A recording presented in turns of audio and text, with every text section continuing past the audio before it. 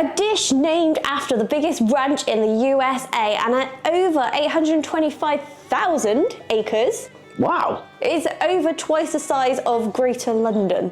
Really? Yes, and that's just a ranch. One ranch in Texas. That's a lot of sauce. Idiot. I'm here all day. King Ranch Casserole is what it's known, and it is attributed to ranch life and being able to cook meals on scale, en masse. And then the name stuck in around the mid-20th century, I believe, and it is featured in potlucks, church recipe cards, southern recipe cards, and T260, one of our patrons, even told us it's always done in Scouts meals as well, isn't it? So what's up first? We need to pop over to the skillet and we need to saute some green bell peppers and some onions. And the peppers. King Ranch has his own truck named after it as well. Did you know that? So it's so big and I think so iconic that everyone knows about King Ranch. But do you know about King Ranch Casserole? I believe everybody knows about King Ranch down in Texas, being that is one of the largest ranches in the USA. Now it is a working cattle ranch, they breed horses, they farm, they've got citrus farming. But what a lot of people don't realise is King Ranch Casserole has nothing to do with King Ranch, it's just named after King Ranch. And the reason being, like the ranch itself, this dish feeds a lot of people. So one thing I was expecting, having it been named after a ranch, was some kind of beef in this dish, but no, today King Ranch Casserole has got chicken. So we've got some pre-cooked chicken which I've cut up and we're just going to add that into our skillet.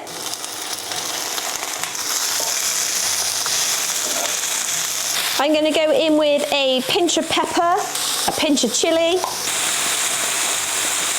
a pinch of garlic powder and some salt.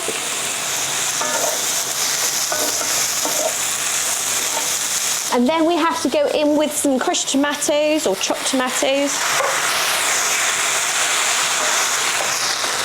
And some cream of chicken and cream of mushroom soup. So when you have recipes for cream of chicken and cream of mushroom soup, is it always the condensed versions? Because in the past I have used just a cream of soup and I think it was too watery and you guys let me know it should always be condensed. So I've gone for the condensed today, although the recipe does not specify. I know this dish has many variations where some people would only use mushroom soup, others would use chicken, or some would use both. But let us know if you're familiar with King Ranch Casserole, how do you have yours? Because I think this Tex-Mex inspired meal is going to be delicious. One thing I should have mentioned, we add chopped tomatoes, but I believe you can add rotel instead. The reason I've not added rotel or any chopped tomatoes with chili is because I didn't want it to be too hot for Alana's palate at the moment. Okay, we're just going to let that come together for a few minutes and then we're going to start assembling the casserole. I think one of the reasons we're going to love this dish is the next bit. So we've got some corn tortillas here. Is it always corn tortillas or could you substitute for flour tortillas? I know when we made enchiladas, you said corn is better because it holds up better with the sauce, whereas flour goes a little bit soggy. Now I've seen some recipes where the corn tortillas just laid in as they are and they form the base of the actual dish, and some they are cut up, but today's recipe is from Southern Living and they suggest cutting them up. Now to save time, I'm just going to tear these. I know my little helper would have loved doing this bit, but she's gone off playing with Daddy right now. Okay, now we need to spoon on some of this lovely looking mixture.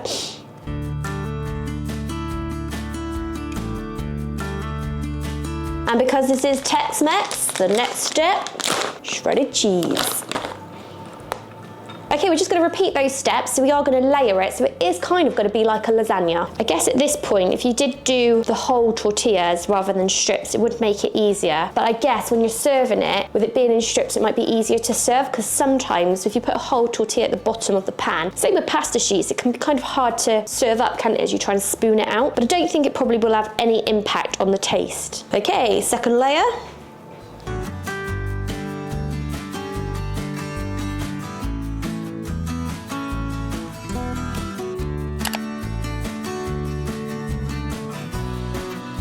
So I know we said not everyone would have heard of this dish, and this is the beautiful thing about the journey that we're on. You're all giving us suggestions of things that we could try next, and it doesn't matter what region it comes from. It doesn't even matter if it's from America, because heck, we're trying things from Mexico and Italy right now. But if you've got a suggestion for something you'd like us to make, then reach out to us in the comments below and let us know what kind of dishes you feel that we would like. And I have got a little challenge for everybody. We usually really like the dishes that you suggest. So one thing I'd like somebody to do is suggest just something that you like, but you think we will really dislike, and us Brits will not be able to handle it, whether that be the spice level or maybe it's just a unique taste. Because to be honest, I'm getting a bit bored of giving everything a really high rating because the food is just that damn good. Okay, that's ready for the oven, so popping it into a preheated oven at 350 degrees Fahrenheit for 30 to 35 minutes.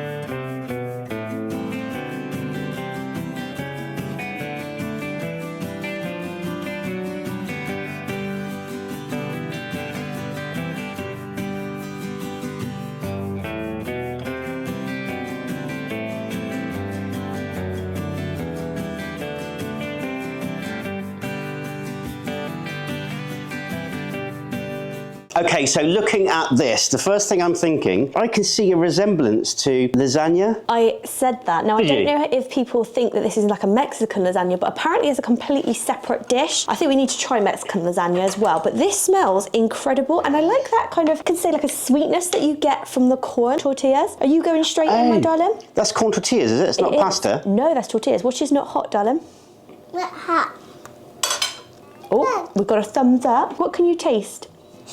Cheese. Is it good? Yeah. Go on then, Daddy. No, after you've done. 3 out of 10. Actually, a 4 out of 10. A 4 out of 10? Actually, a 10 out of 10. What? Oh my God, these numbers keep on climbing up. So it was a 10 out of 10 from you? Yeah, from your lasagna.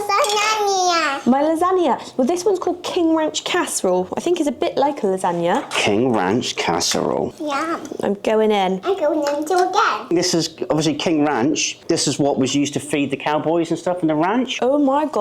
Wow. To answer your question, it is just something that you could produce en masse, so it was perfect for feeding the ranchers. But it's only called King Ranch Casserole due to the size. Wow, wow, wow is all I'll say. I'm going for seconds whilst you have a bite. And me. I'm liking that reaction. Ooh, That's nice, isn't it? there's a lot of flavours going on there. Jeez. It does remind me a little bit of enchiladas, chicken enchiladas, but it's just nowhere near the same, if that makes any sense. This is real hearty, comforting, but tasty. I'm loving everything going on in here. What's my cookie together? What? Exactly. You get the cream of mushroom soup, and you also get the cream of chicken soup, and I just think it gives it... I like it. I like it. I was kind of expecting it to taste like lasagna, but it's not. Okay, guys, if you have not heard of King Ranch Casserole before, as I know many of you haven't from different parts of the States, you need to try this or let us know what your equivalent is, because I'm cooking this again. It's fairly easy to do. It's very, very tasty. It's bloody tasty. Really tasty. Oh yeah. I wouldn't be so light if you had a little bit of spice in it as well. It's just really creamy, flavoursome, warm, hug. It's just everything you want on like a winter's day. I'll tell you what, this recipe does say to put rotel in it. So when you put rotel in, you get some of the chili peppers in there as well, which I didn't use rotel, which I explained earlier, I just used chopped tomatoes. So yes, you would probably get a bit more of a kick, and I think I'd quite like that. And then it would probably be more Tex-Mex, wouldn't it? Ratings. Alana, you gave it a 10 out of 10. You sticking with your 10 out of 10? I'm going to give it a 10 out of 10, 999, and 4 and 4. Brilliant score. So I'm going to kind of go with what Alana said, except I don't know all those ratings, but I'm going to go with a 10 out of 10 for this. I think it really is enjoyable. It just hits every spot to me. The only thing I can think of maybe slightly to improve it would be a little bit of spice in there, but if I was to go 9.5, I think it'd be unfair. So I'm just going to go all out. I'm going to go 10 out of 10. Woohoo! High five. Wow, this has been another incredible journey that we're on. So if you like this video, then please drop it a like, and don't forget to subscribe to the channel. And all that leaves us to say is... Take care. Go there. And see you in the next video.